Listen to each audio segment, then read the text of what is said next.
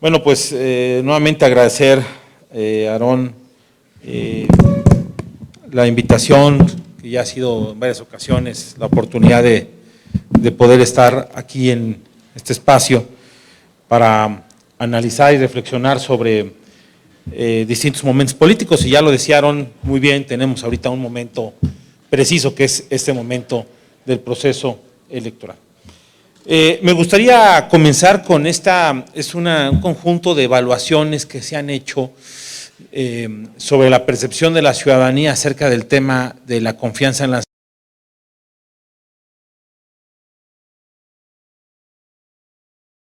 resultados en lo que ha sido esta administración, que llegaron a su fin, la administración del presidente López Obrador.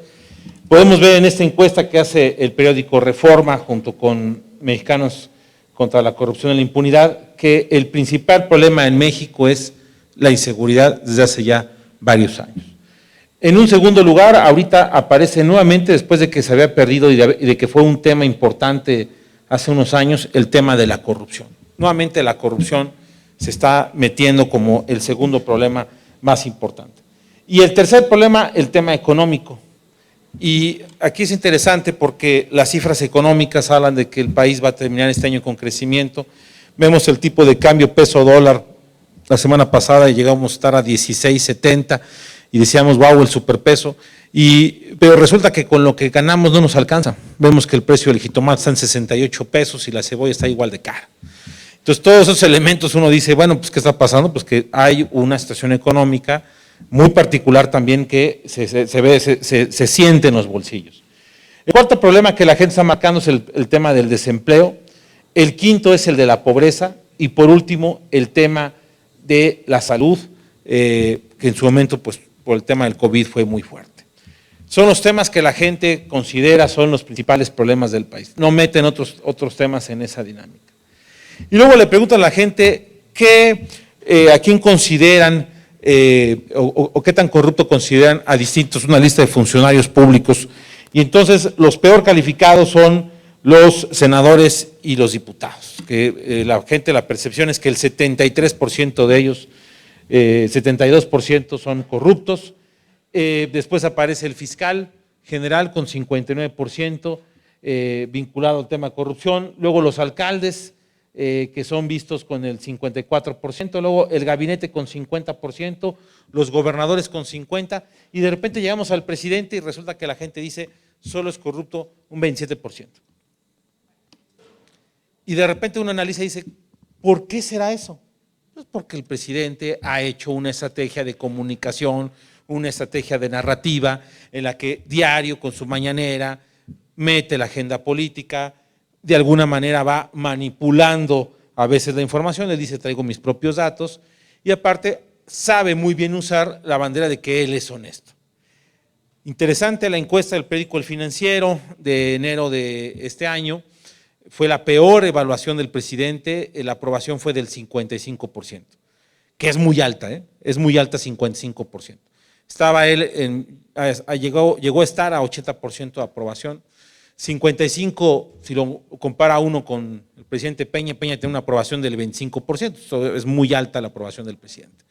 Pero sí ha ido bajando un poco su aprobación y en esa encuesta llama mucho la atención, no la puse aquí, pero llama mucho la atención porque a la gente le preguntan, igual cuáles son los principales problemas, dicen el tema de la seguridad, ve el tema económico, ven la gran problemática. Y entonces le preguntan a la gente si el gobierno está resolviendo las cosas y dice no. Pero usted aprueba al presidente, sí lo aprobó. Porque a lo mejor el presidente es muy torpe, pero es honesto. Es lo que la gente termina contestando. ¿Por qué? Porque es un tema de percepciones. Y a esto le sumamos el ranking de instituciones según con menos corrupción. No meten aquí a las iglesias en el paquete, pero se meten otras instituciones. Y entonces encontramos que desde hace algunos años lo que es mejor evaluado por la gente son los pequeños negocios, los microempresarios. La gente considera que son los menos corruptos. Y después vamos a encontrar las instituciones de seguridad, otra gran contradicción, porque la gente dice está mal la inseguridad, pero califica bien a la Marina, al Ejército, a la Guardia Nacional. ¿Quiénes son los que son vistos como los más corruptos? Los partidos políticos, la policía de tránsito, las cárceles, los ministerios públicos y Pemex también entran en el paquete.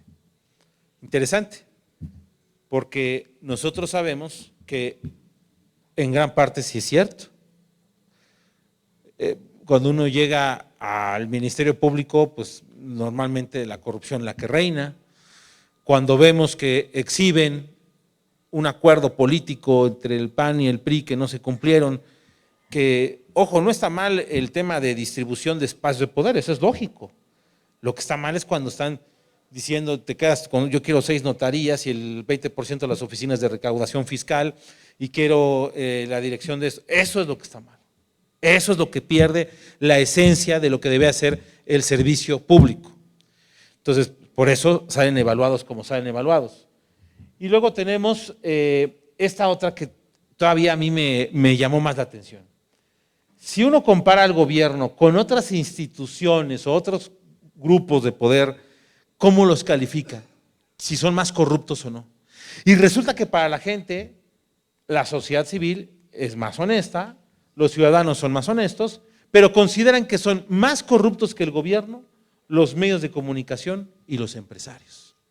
Es la percepción que se ha ido generando en la población, que son más corruptos que los políticos. Y en gran medida podemos decir que los medios de comunicación, muchos, pues sí, se han vendido, no dicen la verdad, la ocultan. Y también hay que decir que hay empresarios que pues han hecho jugadas, movidas, donde ha habido corrupción. Pero llama la atención que para mucha gente es todavía superior esa corrupción. Ahora, si nos vamos a entender otra cosa, ahorita que hablaba Aarón en el mensaje, y también lo decía en la oración Gilberto, sobre, pues vemos a los jóvenes, decimos que los jóvenes están dormidos o la población está muy apática, pues es que hay una realidad. Hoy en día convivimos 6 generaciones distintas, con formación distinta. Porque la generación silenciosa, o los llamados niños de la posguerra, que son los que nacieron entre el 30 y el 48, levante la mano si hay alguien de esta generación. ¿No hay nadie? Bueno, es una generación que se le enseñó la disciplina, el respeto, el amor en familia, pero no hubo cariño, no hubo cariño. Era a rajatabla. Pero un respeto a las figuras de autoridad. Luego tenemos la generación de los que nacieron entre el 46 y el 68, los llamados baby boomers, la generación de los que nacieron después de la guerra. Es una generación, levante la mano los que nacieron en ese periodo, gracias. Es una generación que todavía también se le enseñó mucho esa parte, digo, no fue tan silenciosa como la otra, por eso el término generación silenciosa, porque los baby boomers sí empezaban, por ejemplo, las mujeres a estudiar, empezamos a darnos cuenta de los primeros divorcios, pero hubo cosas que se mantuvieron, la gente con la capacidad de resolver los problemas, así sea, no tratar siempre de reparar, es una generación de reparar, incluso en todo, un coche de esos coches grandes de la época se descomponía y se veía cómo se reparaba. Los trajes estaban hechos para durar 10 años, 12 años. Es decir, estaba todo hecho para una durabilidad y las relaciones de familia igual. Por eso vemos matrimonios con mayor duración y vemos un amor a la camiseta en los trabajos. Esa es la generación baby boomer que empezó un poco a despertar. Y luego tenemos la generación X, los que nacieron entre el 69 y el 80. Levante la mano, por favor, los de esa generación. Gracias. La generación X es una generación puente, es una generación entre estos que fue más mano dura, también es una generación que vivió a mano dura, pero que la llegada de la tecnología y la llegada de un mundo moderno a muchas cosas, principalmente por la tecnología, empezó a modificar el estilo de vida. Una característica de la generación X es su trabajo en equipo. Es una generación que se le enseñó a trabajar en equipo y a buscar ser líderes. Entonces empezamos a ver toda esta propaganda de ser líderes, de ser mejores, pero al mismo tiempo de hacer mucho trabajo en equipo. Y es una generación que todavía entiende lo que es el sacrificio laboral y quedarse horas extras, y sabe que también hay una ambición un poco más personal sobre lo que se puede recaudar y demás. Entonces es una generación interesante, les toca la parte tecnológica, entonces están como en ese puente.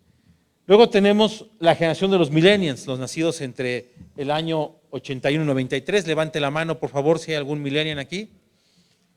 Gracias, hay varios. Es una generación que ya la tecnología es el recipiente principal, pero que su formación académica, su formación pedagógica y su formación en casa los hace a empezar a ser desechables. Si algo no les gusta, si están estudiando una carrera y a los 12 meses te dicen, papá, ya no quiero estudiar eso, quiero estudiar esta otra carrera. Y de repente te dicen, oye, tengo este novio, esta novia, y a las 2 semanas otro novio, otra novia, y a las 2 semanas otro novio, otra novia. Y cambian de trabajo constantemente. Pero ojo, es una generación que cuando algo les gusta, intensean, como se dice hoy en día. Son intensos, se ponen la camiseta. Esa es una característica de la generación millennial. Y es una generación que está dispuesta también a empezar a experimentar cosas distintas.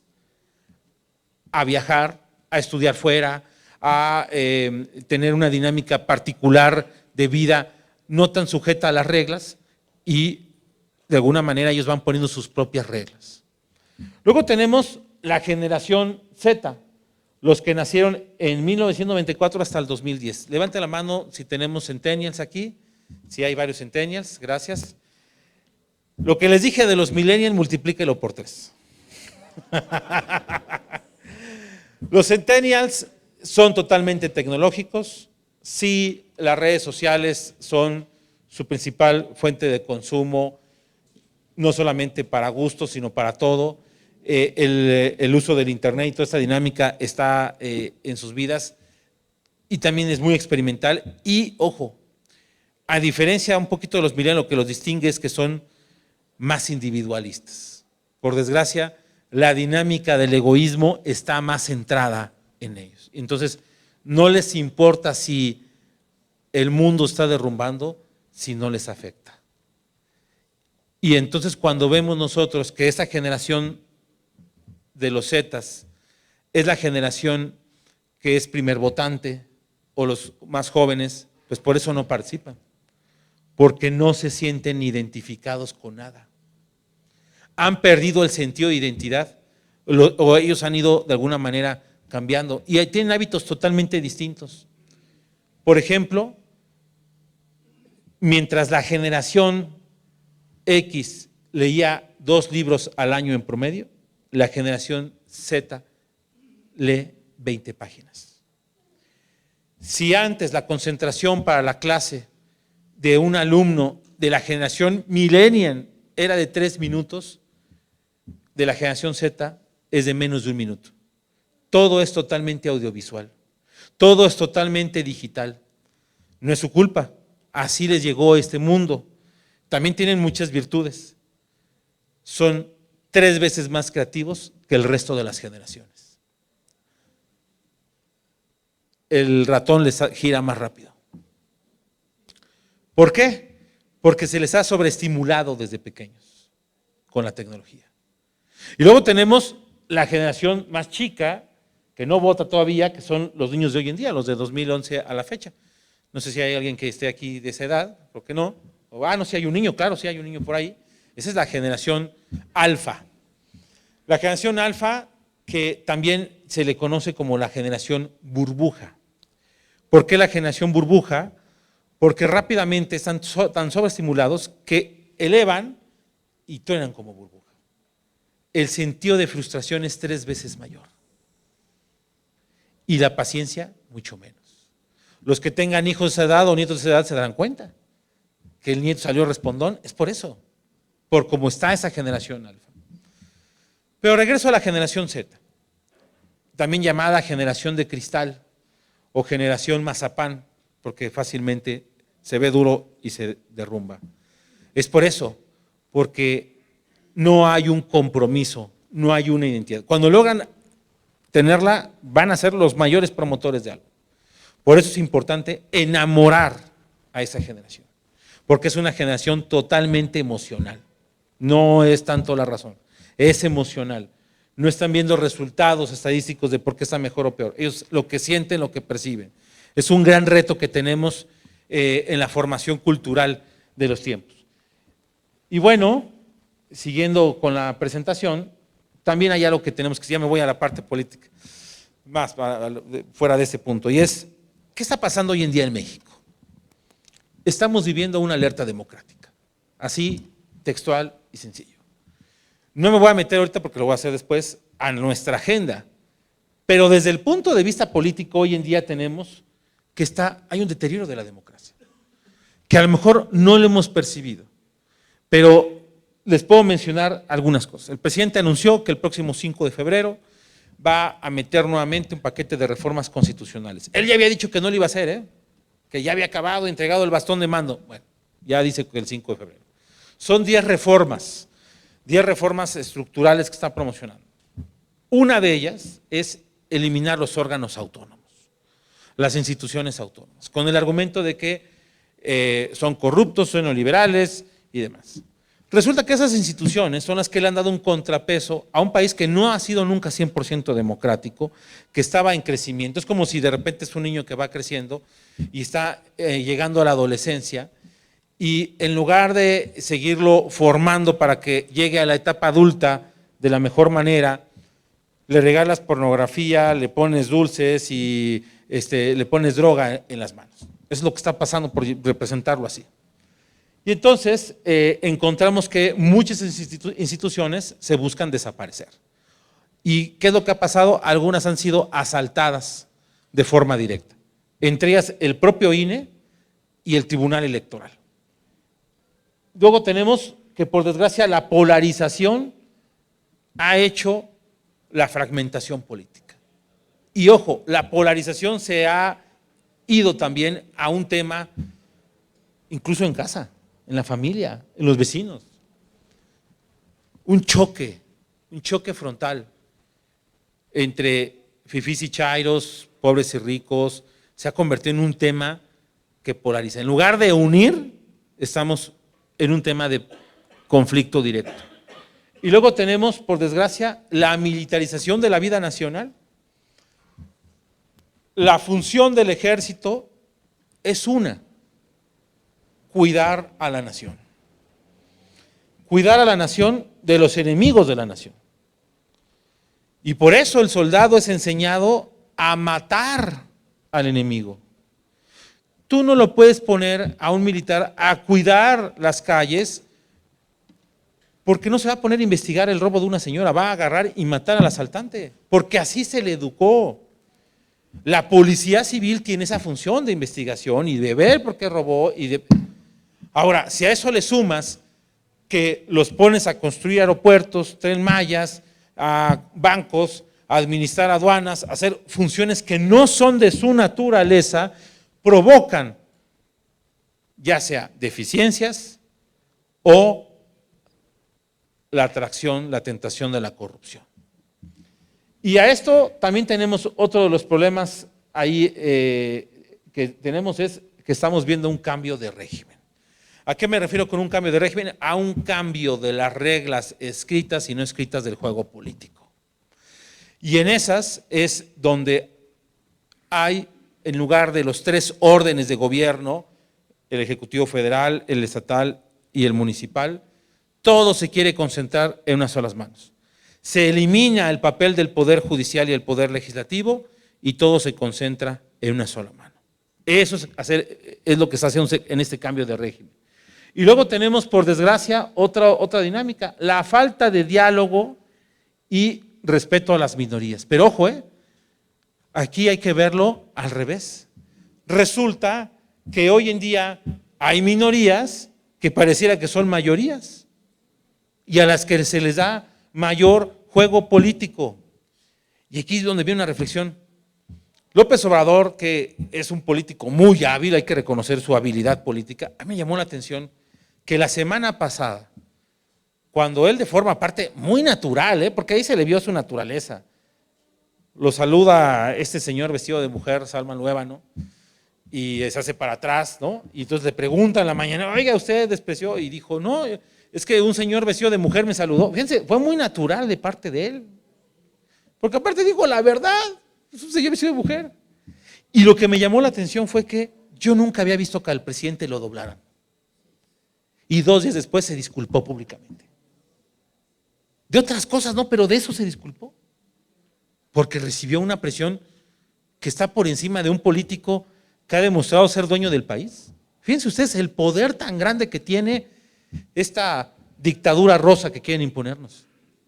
Que un López Obrador que hasta el año pasado en sus discursos había hecho 90 referencias religiosas, incluidas citas bíblicas en su administración. Nunca un presidente había mencionado tanto la palabra Dios, ni había hecho referencias sobre el bien y el mal. Claro, distorsionadas, pero las había hecho. Cayó rendido ante esa parte. Y hay una falta de diálogo, de los políticos en general. Aquí yo sé de muchos que han tocado puertas de la clase política y no nos abren las puertas. Ahora, el último punto de esta alerta democrática es el desprecio al Congreso y los intentos de sometimiento al Poder Judicial.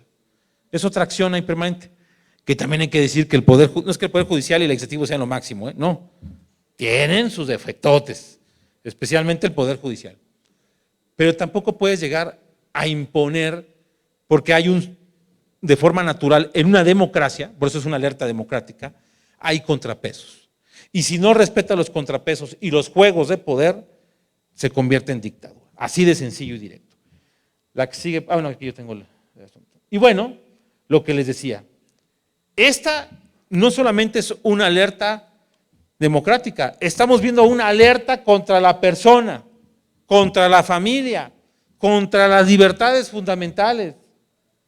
Cuando vemos que la ideología de género sigue avanzando, cuando antes de empezar la administración de López Obrador, solamente un estado de la República Mexicana hacía abortos de forma legal, la Ciudad de México. Y hoy en día ya son 11 estados que ya se practica el aborto de forma legal. Como diría el clásico, haya sido como haya sido, unos utilizaron la Suprema Corte de Justicia, otros lo cambiaron a nivel legislativo, ya hemos visto ese avance. Y a eso podemos sumar el tema de las infancias trans, de las terapias de conversión, por ejemplo, el tema de la prohibición de las terapias de conversión, que es un atentado contra la libertad, porque incluso es no solamente el derecho de los padres, también se están yendo contra la persona que quiere, una persona con AMS, con atracción al mismo sexo que quiere cambiar, no se le está dando la oportunidad de cambiar. Y se castiga al terapeuta, al psicólogo, al psiquiatra. Y los argumentos, se acordarán, ¿no? Los argumentos que daban es que se realizan torturas, electrochoques en los testículos de los hombres para que… Y entonces les dijo, ¿cuántas denuncias hay del tema? ¿Saben cuántas denuncias hay de abuso de ese tipo por las terapias? Cero, no existe ninguna. Es decir, se invirtieron horas hombres de legisladores para una ley que no va a tener ningún efecto para nadie más que tipo ideológico. Y a eso les digo una de las mayores amenazas que tenemos, que incluso puede consumirse este año, y es la creación nuevamente, que ya anunció Olga Sánchez Cordero, senadora, nuevamente de un código penal donde desaparece el delito de aborto. Y en donde también está por resolverse en la Corte, nuevamente, si es totalmente, ya la Corte hizo su travesura de decir que los estados no pueden legislar en la materia y ahora quieren que quede plasmado a nivel nacional.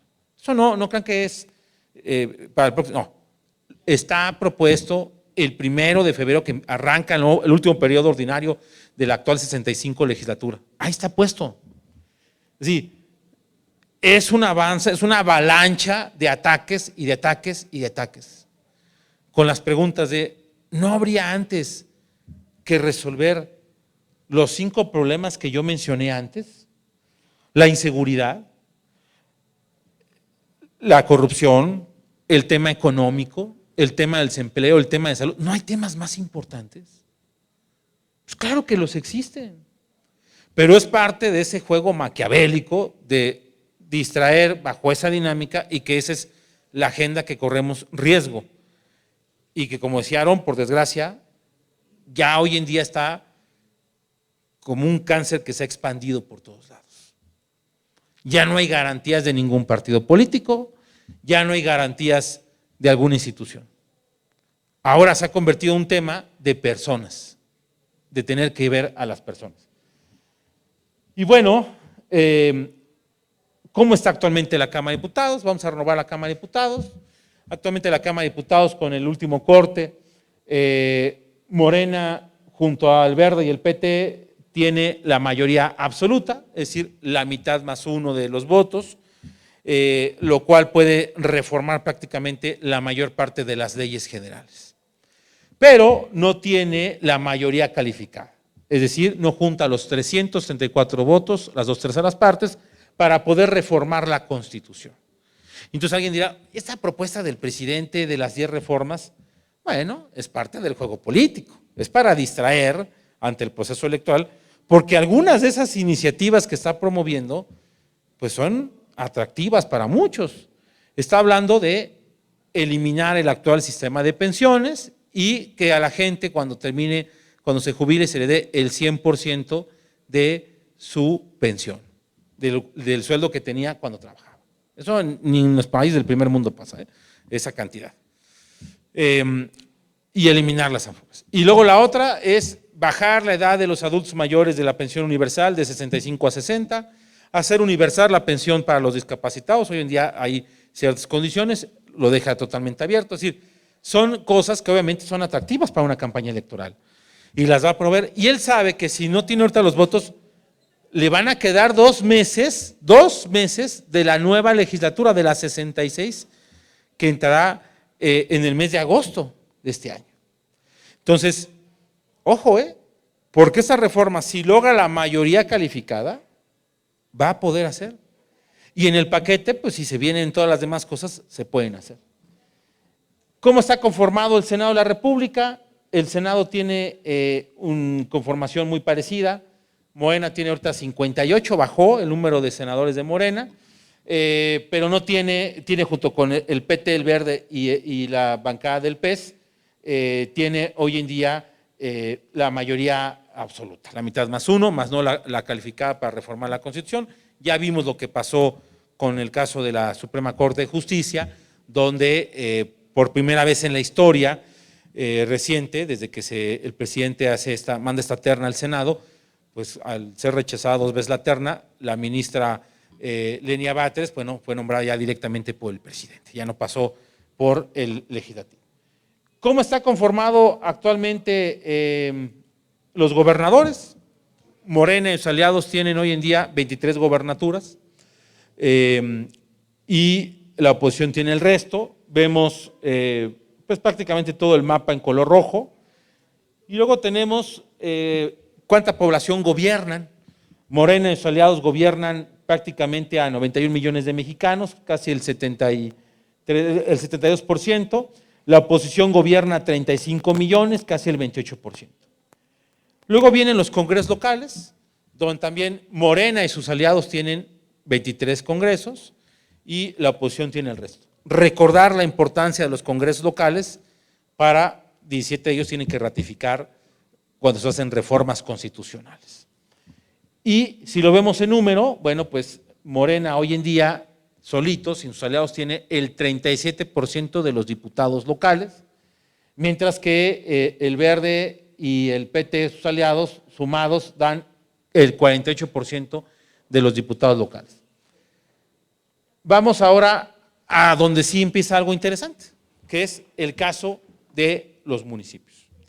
A diferencia de todos los casos que acabamos de ver, los municipios no tienen una mayoría de un partido en particular. Morena tiene 21%, el PRI 19% y el PAN 13%. Que esto, si lo vemos en un mapa, queda de la siguiente manera.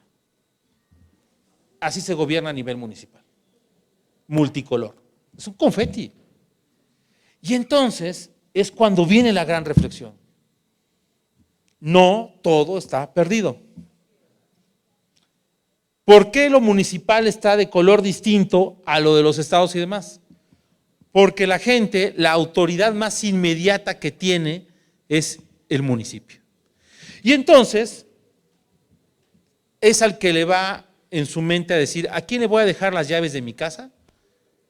Eso es lo que piensa. ¿Por qué digo eso? Porque el alcalde o presidente municipal es el encargado de el alumbrado público, recoger la basura, tener el policía de la calle, de tener las principales vialidades del lugar, la de la vida cotidiana.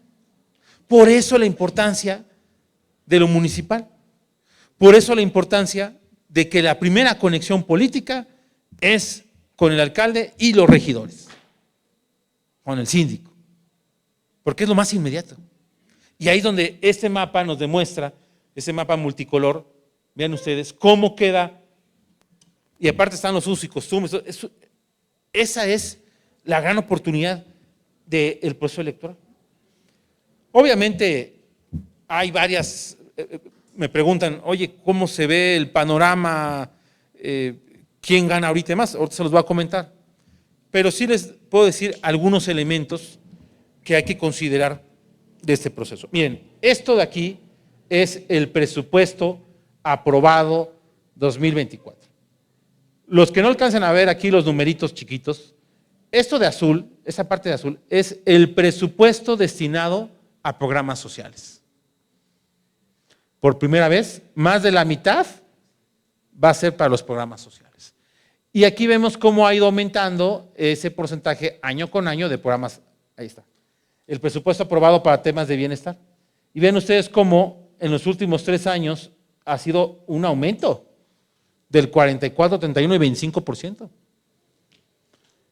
Y si ponemos en la siguiente lámina, no, me pasé, en esa lámina nos habla de, esa que está aquí, nos habla de el crecimiento en apoyo a la pensión universal para adultos mayores. Vean ustedes el crecimiento exponencial, porque se convirtió en algo universal y se quiere bajar a 60 años. Y ya está haciendo esto quebrar al país, porque ya no hay dinero, porque se acabaron las reservas, porque aparte resulta que hay un grupo de mexicanos que onda aproximadamente entre los 20 y 21 millones, que al recibir ya los programas sociales ya no quiere trabajar. O pasa con muchos adultos mayores que les dan su pensión y no lo usan ellos, los hijos o los nietos les quitan el recurso y viven con ese recurso. Y en esta otra parte de esta otra tabla, si me ayudan a acercarla, la de los números de acá, esta de aquí, esa mera, es cuánto ha sido la variación anual de los otros programas sociales. Y vemos que todos han tenido un aumento marginal, menos el caso de adultos mayores, discapacitados y principalmente esos. Y aquí de repente hay un dato interesante. Los 3 principales grupos que están recibiendo el apoyo son, primero, los adultos mayores, segundo, los discapacitados y tercero, jóvenes construyendo el futuro. Pero en ese jóvenes construyendo el futuro ya fue superado por las becas Benito Juárez. Becas que se están dando educación básica y también educación media superior, principalmente a ella. Y entonces, ¿por qué darle a 3 grupos de la sociedad ese recurso en aumento? ¿Por qué dárselos a ellos? Y voy con el tema generacional. La generación silenciosa y la generación baby boomer son generaciones que se les enseñó a ser agradecidos, a dar las gracias. Y entonces dicen, este señor me está regalando dinero, voy a votar por él y lo que él me diga. Pero ojo, son nuestros impuestos. Es como si yo ahorita agarrara la billetera de Aarón y me pongo a repartir el dinero de Aarón y les digo, nunca les digo que es de Aarón, les digo que es mío. Eso pasa con lo que están haciendo en los programas sociales. Y ojo, no está mal que se dé apoyo a la gente, no está mal. El problema es cómo se ha ido encaminando para que sea este tema un tema distorsionado. ¿Por qué se le da a los jóvenes que están en educación media superior? Porque son los que van a votar por primera vez y entonces dicen, va a haber más dinero. ¿Y en qué se lo gastan? Esa es una buena pregunta a los jóvenes. No creo que se lo gasten en una despensa, ni en libros. Y cuando se lo dan a los discapacitados, incluso, fíjense esa perversidad, a los discapacitados, porque saben que van a regresar con el voto. Están usando a la población. Y aparte dice, híjole, es que ese señor es bien bueno. No es que sea bueno, es tus impuestos, lo que tú pagas, el IVA en todas las cosas, esos precios tan altos que de repente no alcanzan. ¿A dónde regresa todo ese dinero? Al SAT, y del SAT ahí se distribuye Hacienda y Hacienda distribuye el presupuesto. Y bueno, a esto les presento qué opina la gente que se siente identificada con López Obrador. Esta es una encuesta que se hizo para, digámoslo así, simpatizantes de la Cuarta T. Y la primera pregunta que se les hace es, ¿cuál de las siguientes frases describe mejor su opinión respecto a la situación actual del país? Y el 79% dice, México ha cambiado mucho en este sexenio, es decir, el 80%. Un 15% dice, los cambios más importantes están por venir. Y un 5.3% de sus simpatizantes dicen, no ha habido grandes cambios. Y luego la pregunta es, ¿cuál cree en este momento que es el principal adversario de la Cuarta Transformación? El Poder Judicial de la Suprema Corte, el 50%, las peleas internas casi el 15%, el PAN, PRI, PRD 10%, los medios de comunicación el 10%, el narcotráfico el 9.2%, el INE el 3.4% y no sabe el 2.4%. Díganme si no es manipular a la población. Cuando la gente sabe, y se los puse al principio, que el principal problema es la inseguridad. Pero no es el enemigo. El enemigo es el Poder Judicial. Y luego viene la pregunta. ¿Cuáles son las reformas más importantes que tiene pendiente la Cuarta Transformación y que habría de abordar en el próximo sexenio? Reforma al Poder Judicial, 57.8%. Segundo, resolver el problema de la seguridad, el 21.3%. 3, mejorar los problemas de empleo e ingresos, 7.5%. Cuarto, reforma energética para ampliar el control de Pemex y CFE. 4.3, la reforma electoral y del INE. 2.2, una política estatal de cuidados y defensa de las mujeres. Fíjense, por primera vez aparece un tema de nuestra agenda y para los simpatizantes solamente es importante el aborto, el 2.2, como primera reforma a hacer. Es decir, ni siquiera está en su vocabulario, en su pensamiento de sus simpatizantes. La política de vivienda, el 1.3. Y luego esta pregunta es muy importante, porque les preguntan a la gente. ¿Cuál cree que debería ser el rol de AMLO una vez que deje la presidencia en el 2024? El 65.8%, seguir participando activamente en la política. Y un 29.4%, retirarse de la política. En otras palabras, si López Obrador buscara la reelección, sus simpatizantes estarían de acuerdo. Quiten la población, sus simpatizantes están de acuerdo. Y por eso, cuando él presenta que la más cercana a él es Claudia Sheinbaum, la gente dice, vamos con Claudia Sheinbaum. Porque sabe, la gente percibe que es la que va a continuar con todo esto. Y luego nos vamos del otro lado, del lado de la oposición. Cuando a la gente se le pregunta, ¿por qué partido nunca votaría en un proceso electoral? Y te dicen, por el PRI, un 55%. Por el PAN, un 15%, por el PRD, un 7%. Esa alianza nació muerta, porque más de la mitad de la gente dice, nunca votaría por el PRI. No solamente es la DENCO del país, lo mismo dice la encuesta de Buen Día, donde el PRI tiene también negativos de menos 42 y el PAN de menos 26. Y fíjense ustedes, Morena, positivos de más 57. Aquí está la otra, la de GEA-ISA, en donde es igual. El PRI negativos de 46, el PRD de 43, el PAN de 37. Morena, sus negativos del 28%. Porque la gente liga que el PRI, el PAN y el PRD son del pasado y son corruptos y no volverían a votar por ellos. Y prefieren votar por Morena. Fíjense, digo, estoy con los datos duros de cómo está actualmente la cosa. Aunque van a hablar después del tema, también hay que hablar desde el punto de vista numérico de lo que significó la candidatura de Eduardo Verástegui, la aspiración de Eduardo Verástegui. No voy a poner a ver los detalles particulares, pero sí queda claro que fue el que más juntó, el 16% de las firmas, de 961,000. Así se quedó muy lejos, pero muy lejos de conseguir. Muchas cosas que puedo decir a su favor. La aplicación del INE sí era una porquería.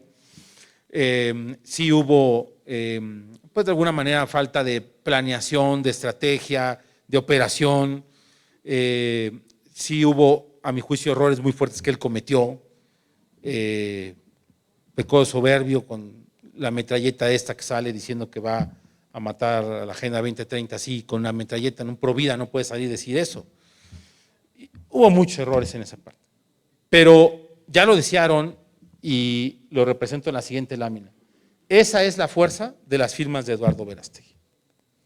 Entre más verde es que más firmas junto, entre menos es más, el verde más claro. Y si nos damos cuenta, pues sí hubo, está muy geolocalizado la fuerza. Gran parte del sur del país no tuvo fuerza ni de otra parte. ¿Y qué representa para los políticos hoy en día la fuerza provida? Un estadio azteca lleno a nivel nacional. Eso es para lo que representa. Así, si yo voy con el secretario de elecciones de cualquier partido político y le digo, oiga, queremos posiciones, y va a decir, ¿cuántas canicas tienes? Y le va a decir, 160,000 firmas con todo Eduardo Verástegui. Un estadio azteca lleno, muy bien. Te invitamos al cierre de campaña. No va a haber nada. ¿Por qué? Porque esto se gana con votos. Las elecciones se ganan con votos. Nos guste o no nos guste. Sale una bola de corruptos los políticos, pero se ganan con votos.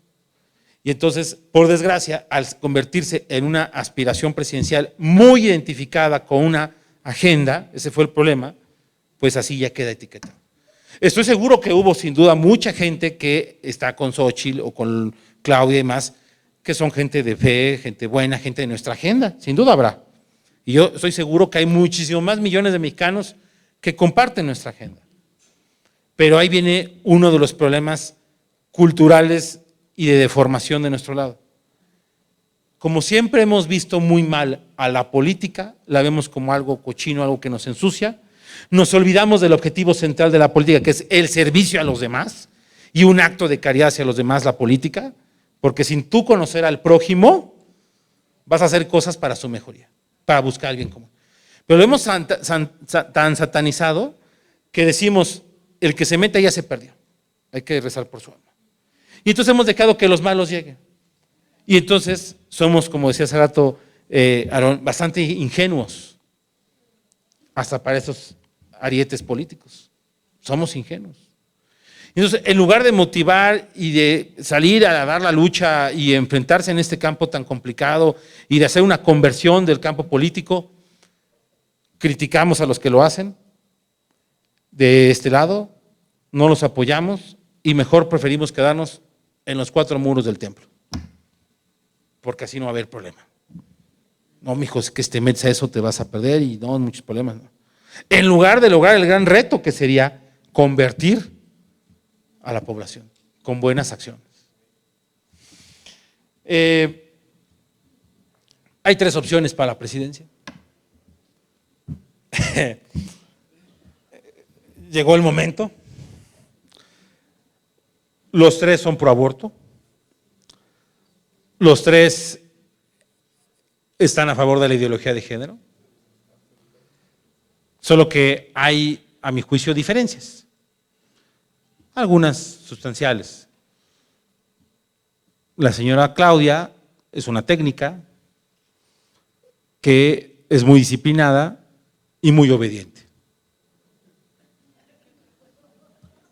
O sea, es muy inteligente, tiene su doctorado y todo, pero está alineada, disciplinada al 100%.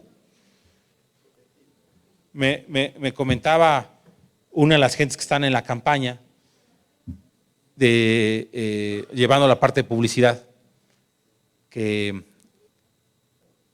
me dice, no, es que Claudia sí se aplica, la ponemos a estudiar a detalle y sí se aplica, se pone, y sí, de repente cuando uno ve su comercial donde en menos de, 25 segundos va a decir las que se ve que ha estudiado la señora, pero repito, es disciplinada en ese sentido.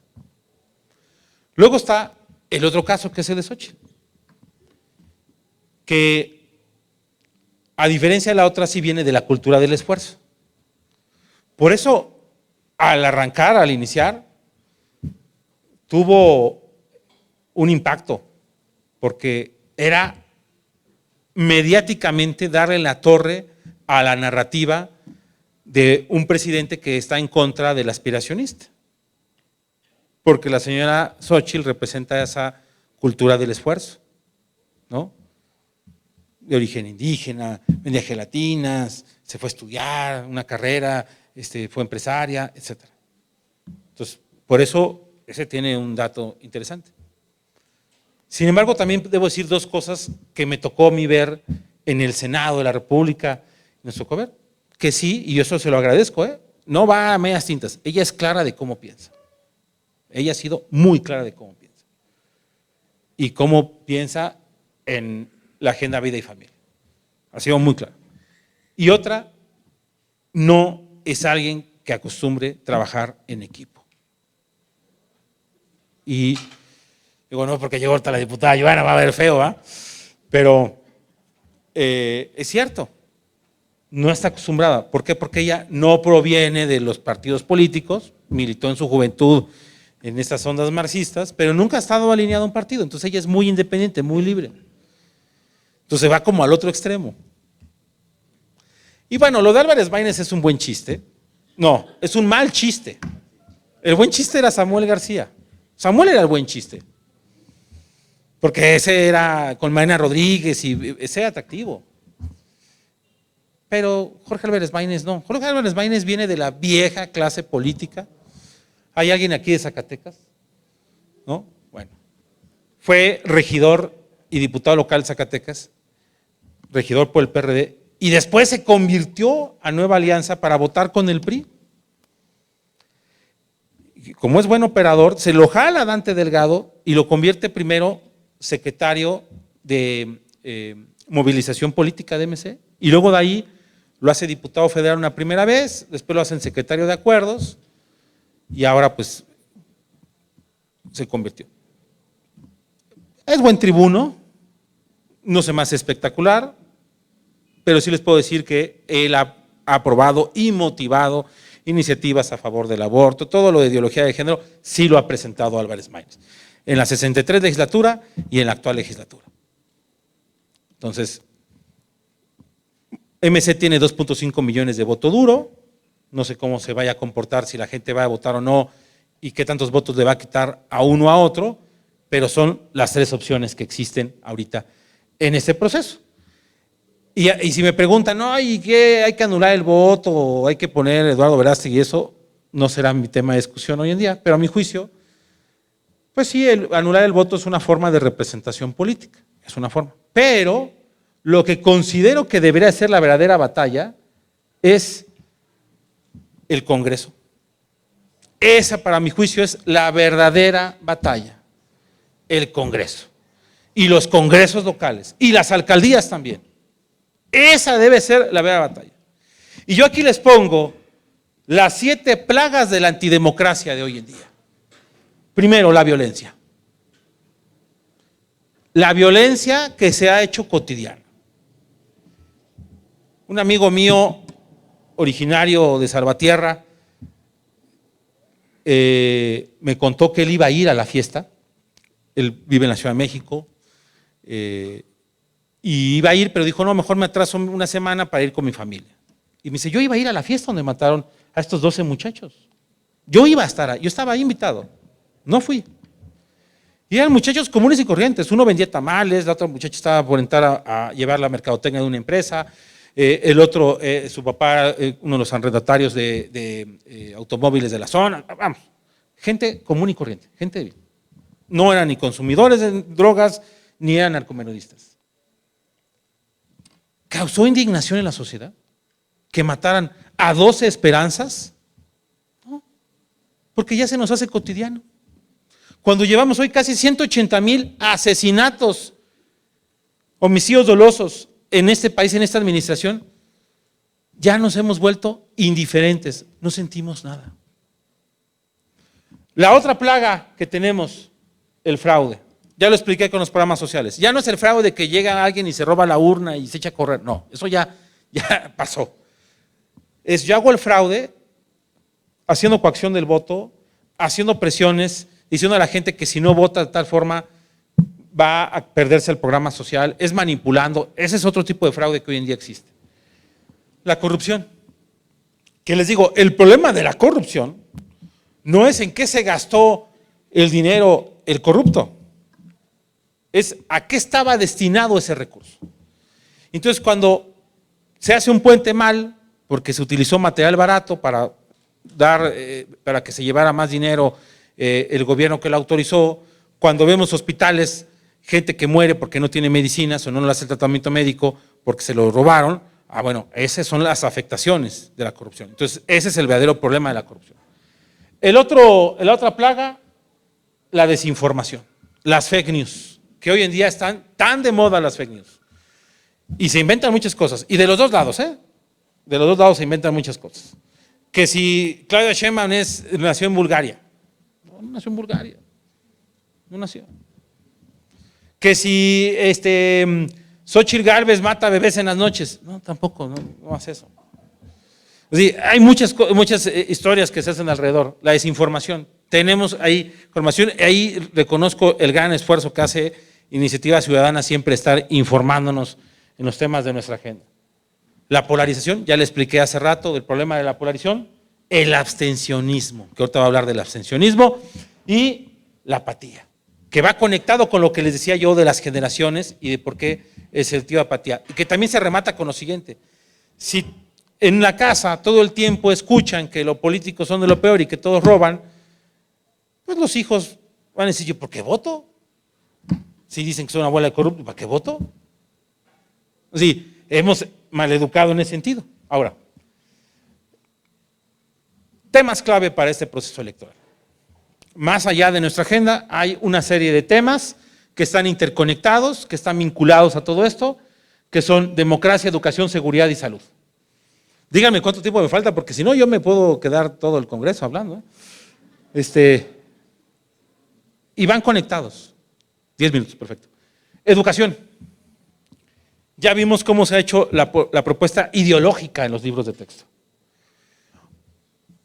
Por un lado. Por otro lado vemos un joven, un alumno que no es competitivo, cómo se va a enfrentar al mundo globalizado de estos tiempos.